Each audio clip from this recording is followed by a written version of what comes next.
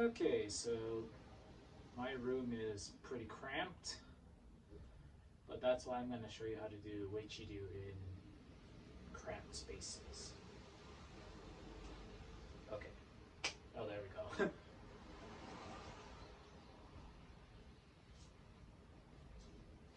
Alright, my feet. Hope I don't hit this. Okay, from a different angle.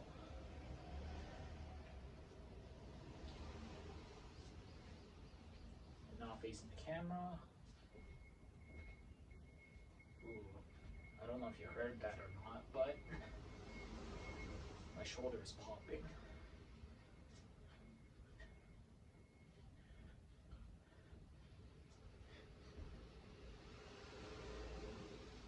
Okay.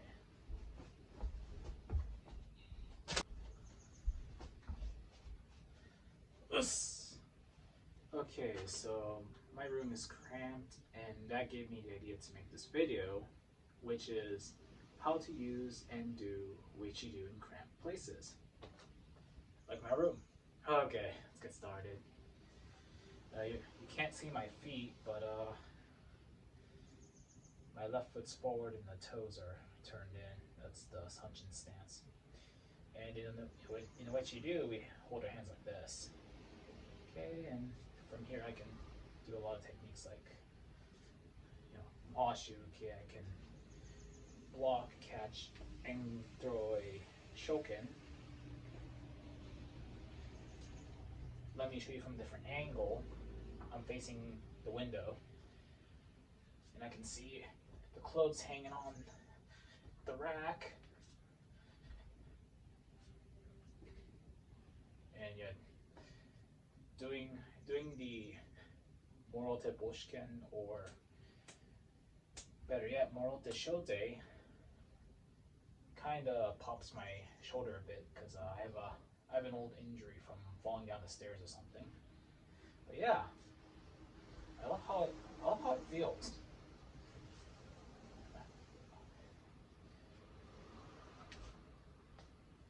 Okay, Seiken punches. My sensei recommends Seiken punches. He's always telling me to use Seiken punches. No Bushken, no Shoken, just Seiken if I'm gonna punch. Of course, I like to cheat a little bit and use more mainstream techniques, because my sensei's style of Uechi Ryu is not the mainstream way of doing Uechi Ryu, and I'll go over that later, or maybe if I can in this video. Okay, so those were some good warm-up hits. Okay, and yeah, I've taken the time to position my phone on my tripod, making sure the angle is okay. The whole point of this video is to show you that you can indeed do karate in tight spaces, and for any of you people living in Japan, like I am, or Tokyo at least, the living quarters are kind of cramped. I have enough space to throw a front kick with the toe. Oh, hear that pop? Okay. But yeah, I have enough room to move around a little bit, but not too much. I would still much rather go outside and train than train in my room, but it's raining today, and if I take my phone and tripod outside, someone could knock over my tripod and break my phone, so yeah. Okay, so this is a segment of my recording, so I'm gonna check it out and then record another segment. Be right back.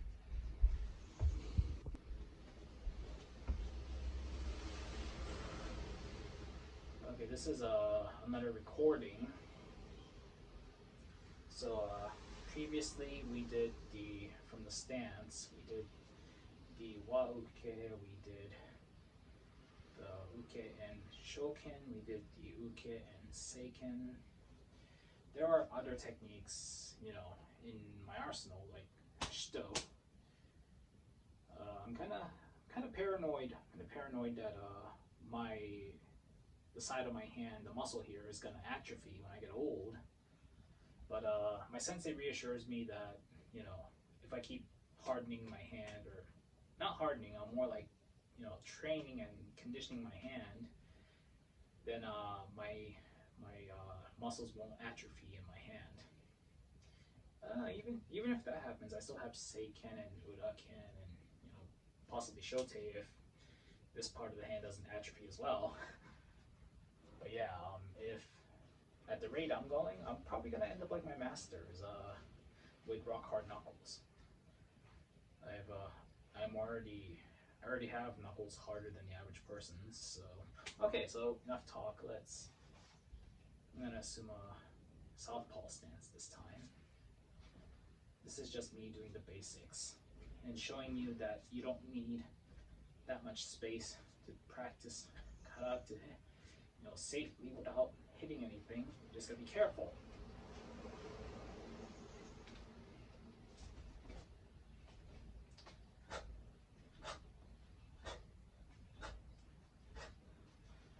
Okay, now that's chop, chop.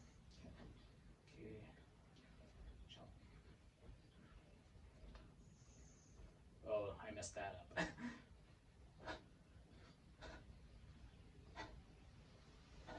Yeah, this way is not as effective as this way. This method has more power. And diagonally down. Okay, and now straight down. Now I'm overcommitting. That's already one mistake I recognize I'm making. Oos. Okay, so Washuke, block, Shoken, block, Seiken, block, Shito, what else? Oh yeah, block, Boshken. Okay, those are the techniques I covered today. And this particular technique where you oh, you're supposed to do it with the lead leg. So you block and then you thrust both hands. Apparently that's an ancient technique that's found in the Bubishi. Oh, I butchered that. Bubishi, yeah. Wubeiji. But yeah, the fact that it's an ancient technique means it's pretty good for fighting, I guess. Yeah, I personally like this move. Oh, my hand's up too close.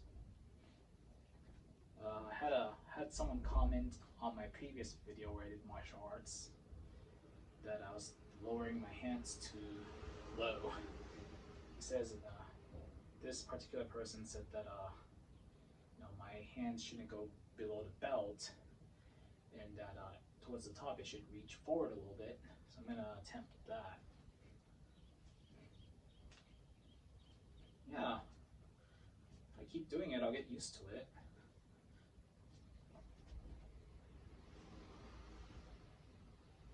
Oh, there we go. I made my first mistake. Okay, now southpaw.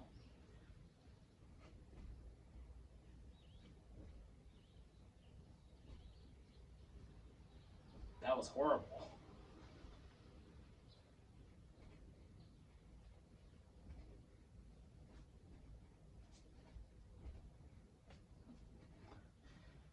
Okay, now let's do some one-handed boshkens.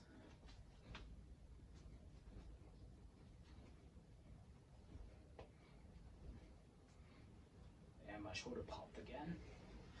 I don't know if you heard it or not. And I don't know if you can tell, but I am jerking my body so hard. The movements are so hard that I feel like puking. Imagine, oh, imagine puking on video. Probably shouldn't upload it if I do puke. Okay, and then the seiken. This is how they typically throw seiken into other styles, like this. The way I throw seiken is from this stance, like that. You gotta get that lead hand action going. Lead hand is first line of defense along with the lead leg. I'm wearing socks, so you probably can't see my toes. But I'm trying to hit with my big toe, because that's apparently the proper way to kick in Uechi Ryu. And most styles of karate, when they do the mashuke, they thrust with the palm heel. I recommend that version if you're not too sure about using your thumb, or if you're a beginner, or well, unless you're curious and brave enough, like me, to use an advanced technique early on in my journey. If you're seriously worried about like breaking your thumb, then just substitute the boshikens with the shote. It's not rocket science. I mean, techniques get modified all the time. Like I heard one account of or not one account. Is it an account? I don't know. But anyways, I heard that karate originally had punches with the shoken, the single knuckle, but in modern styles of karate, when karate was being imported to Japan, they removed a lot of dangerous stuff, and one of them was supposedly the single knuckle strike, and I can see that. I mean, the toe kick and the shoken are both called the tiger's teeth, because they're supposed to emulate the bite of a tiger, and both the toe and the finger concentrates a lot of force in one small area, and one of my senseis, I have two senseis, but one of them told me that if I use shoken to the ribs, I can actually break them. Like that's how effective this one strange little technique is. And I assume Boshiken has a similar effect, because it's also a small bony part of the body. Like let's say I was fighting. Let's say I was fighting and I blocked, I sidestepped, and I hit him in the rib or even the lip, because the left hand. So I blocked his punch, and I struck him in the ribs, and it ended up breaking a bone or two, and possibly hitting him in an organ. That's probably the result of concentrating all that force over here. I think a similar effect could be achieved with Boshiken. Like again, I sidestep, I block, and I strike the Chudan to the abdomen. I don't know for sure exactly how effective body shots are.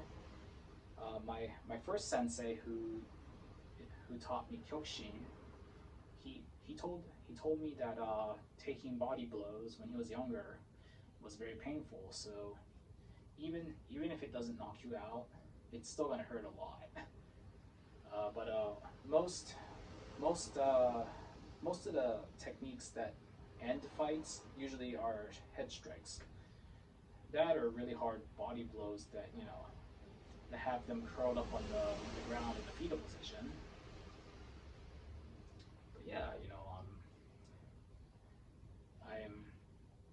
I'm not just reviewing the material my sensei taught me. Like, he does mawashi uke like this. Like, instead of this normal way of doing it, in his style he does it like this for some odd reason. And he mainly uses seiken instead of shoken or boshken.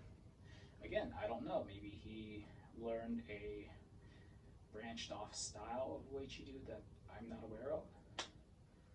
But yeah, but you know, that left it up to me to fill in the gaps, which means I can not only use the more mainstream style of Uechi Ryu with the open hand techniques and single knuckle strikes, but I can also use my sensei's version of Uechi Ryu, which mainly has seiken punches, low kicks, and for some reason he uses a gerambarai as a chudan uke. I know it's pretty weird, but he's my sensei, so I gotta respect him, right? What else? Oh yeah. I know I already said this, but his way of doing mawashi uke intrigues me. Because again, normally in Uechi Ryu, you circle the hand like this, and then strike with the thumbs.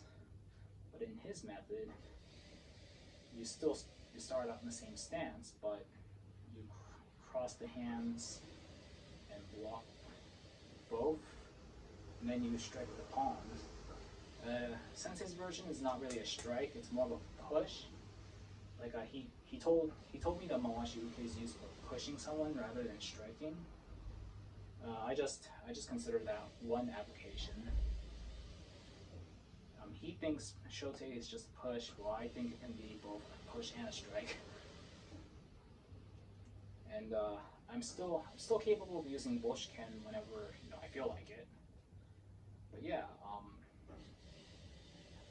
I think the way he demonstrated it wasn't necessarily crossing the hands, but blocking twice. Because he told me the practical application for this technique was to block one punch, block the second, and then push the opponent. Again, it's harder to get used to than this, which is simpler, but again, out of respect, I gotta practice what I'm taught, even if it kills me. Well, hopefully it doesn't. But yeah, so let's review. This might be the longest segment I've recorded today, but from the ready stance, mawashi uke, boshken, block, shoken, block, seiken, block, shito, and then block, boshken, and all of that flowed well into each other like a sequence. Almost like the final form for the sun breathing. Oh man, that's all I'm gonna say about the sun breathing. For those of you who haven't read, Demon Slayer. Yeah, I have a bad habit of spoiling things in manga and anime, but yeah, all I can say about Demon Slayer is, read the manga. It's pretty interesting. But yeah, that's beside the point. And the main point I'm trying to make is that all those techniques I've done,